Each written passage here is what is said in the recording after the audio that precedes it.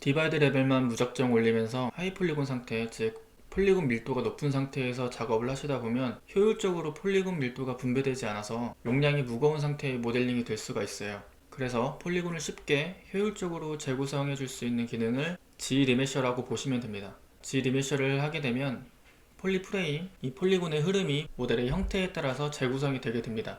그래서 조형을 할 때도 더 이쁜 형태의 볼륨을 만드는데 도움이 됩니다. 이건 제가 작업 중이던 모델이고 예시를 들어서 이전에 다이나메시 영상에서 설명했듯이 형태를 잡아가면서 다이나메시를 충분히 돌려줍니다. 그러면 보통 뭐 이런 형태의 폴리곤 흐름을 갖게 되는데, 이 상태에서 디바이드만 올려가면서 작업을 하게 되면 아까 말했듯 디테일이 필요한 곳에, 그리고 디테일이 필요하지 않은 곳에 폴리곤을 효율적으로 사용할 수가 없어서 무거운 모델이 될 수가 있어요. 폴리곤을 모델의 흐름에 맞게 만들어주고 면이 필요한 곳에는 더 많이 들어갈 수 있도록 해주는 게 G리메셔라고 보시면 됩니다. 사용법은 간단합니다.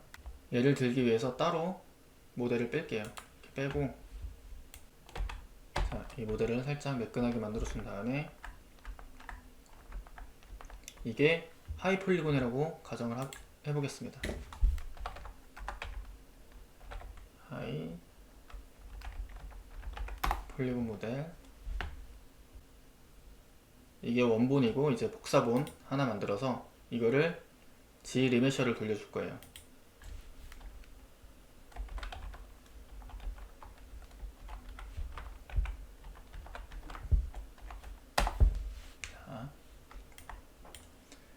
G리메셔는 지오메트리의 위치에 있습니다. G리메셔. 다른 거 다 무시하고 기초적으로 알아야 될 것은 타겟 폴리곤 카운트, 그리고 어댑티브 사이즈, 이 정도면 아셔도 되고요. 추가적으로 커브 스트렝스, 이렇게 세 가지만 알아도 충분히 무리 없이 사용하실 수 있습니다. 타겟 폴리곤 카운트는 폴리곤 개수라고 보시면 되고, 사용할 때마다 자기가 원하는 비율로 조정해 가면서 사용을 해주시면 돼요.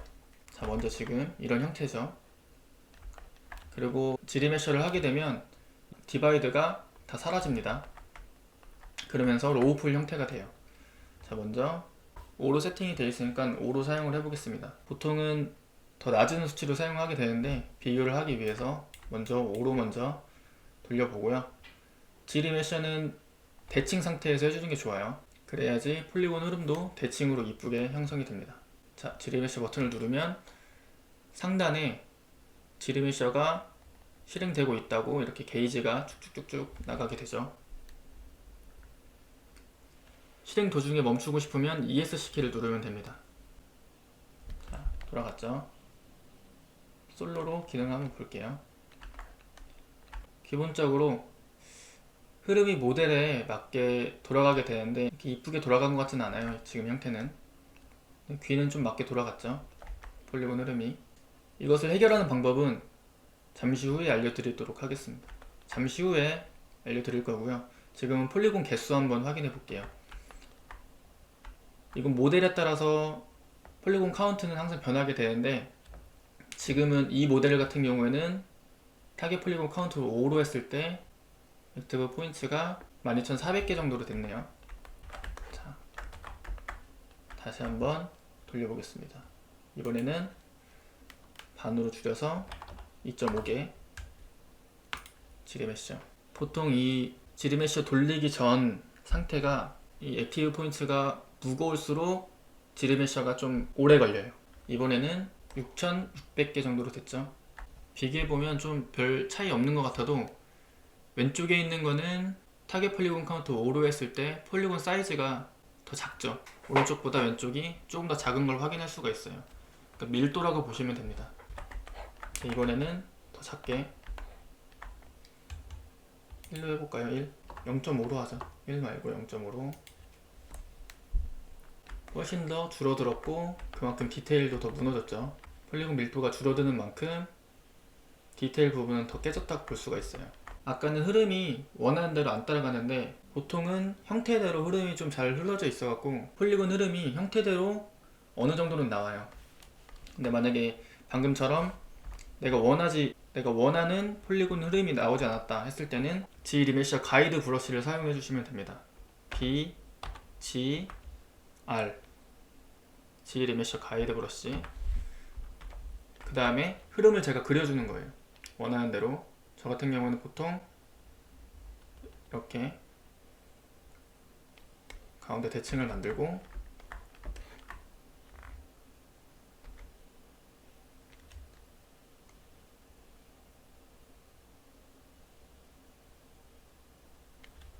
이렇게 하나씩 흐름을 그려줍니다. 방금 전에 그렸듯이 브러쉬 사이즈가 크면은 이 한 칸의 스냅이 좀 커지고요. 작게 하면 이렇게 촘촘하게 스냅이 그려지는데 보통 이 노란색과 검은색 사이에 스냅이 잡힙니다.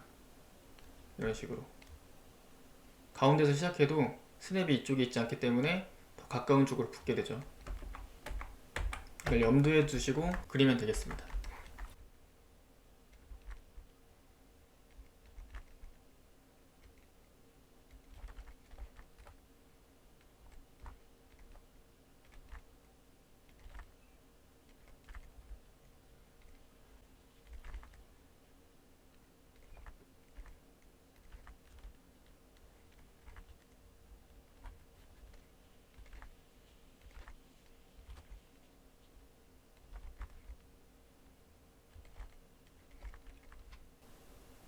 보통 이런 식으로 가이드라인을 그려주시고요.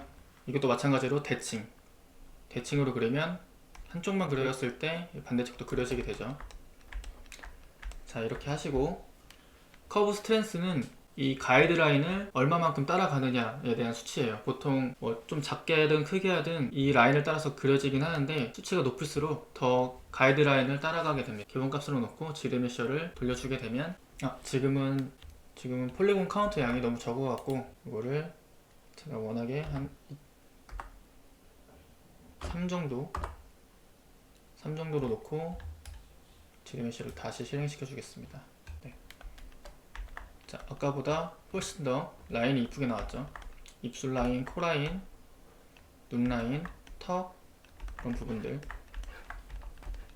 자, 이런 부분들도 아까 그렸으면 라인을 그리면 더 이쁘게 나오겠죠. 어댑티브 사이즈 같은 경우에는 모델링을 할 때 이렇게 귀처럼 둥글고 곡률이 많이 들어간 부분이 있는가 반면에 이 볼이나 이마처럼 판판한 부분들이 있을 거예요. 이 판판한 부분들은 대체적으로 폴리곤이 많이 필요하지 않고 이렇게 곡률이 많이 들어간 부분은 이 곡선을 만들기 위해서 사이사이에 폴리곤이 많이 들어가게 되죠. 그래서 어댑티브 사이즈를 조절하게 되면 이러한 수치들을 조절할 수가 있는데 높게 되면은 곡률에 그만큼 많은 폴리곤을 사용하게 되고 낮게 되면은 그만큼 적은 폴리곤을 사용하게 됩니다. 자, 지금 50으로 G 리메셔를 돌린 상태가 이 상태고요. 자, 다시 실행 취소해서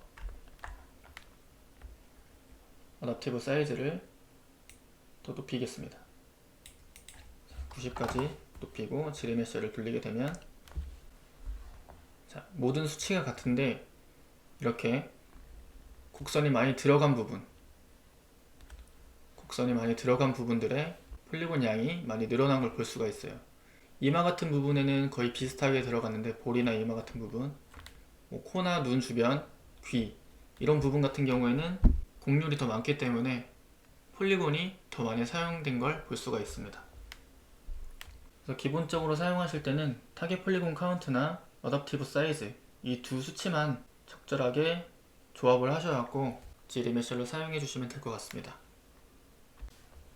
G 리메셔에는 더 많은 옵션들이 있는데 이것들은 나중에 다시 한번 심화 과정으로 알려드리도록 하고요. 자, 다음 시간에는 프로젝트라는 기능을 통해서 디바이드를 올려도 그 전 디테일과 좀 차이가 나죠. 그래서 G 리메셔를 돌리기 전 디테일을 G 리메셔를 적용한 메쉬에 받아오는 방법을 알려드리도록 하겠습니다.